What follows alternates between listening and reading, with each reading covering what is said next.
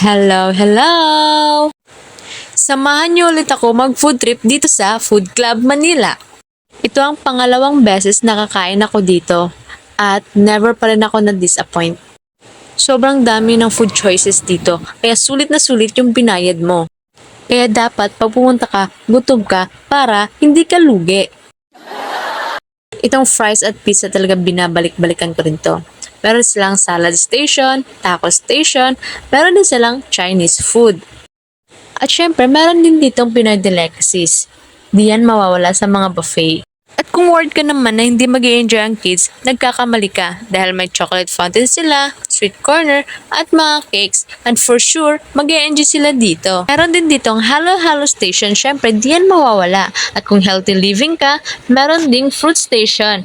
Isa sa mga favorite ko dito ay kanilang crepe. Nakadalawang beses ako nagpagawa niyan dahil hindi siya nakakaumay lalo na yung ice cream nila na hindi ganun katamis.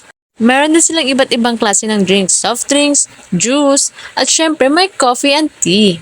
At kung manginginom ka naman, meron din silang unli beer. Kaya pag naka-LL ulit ang lola, babalik at babalik pa rin ako dito. Char! Kung birthday mo naman, magpakanta ka na sa cheerleading team ng Food Club Manila. Charis, ayun lang, bye-bye!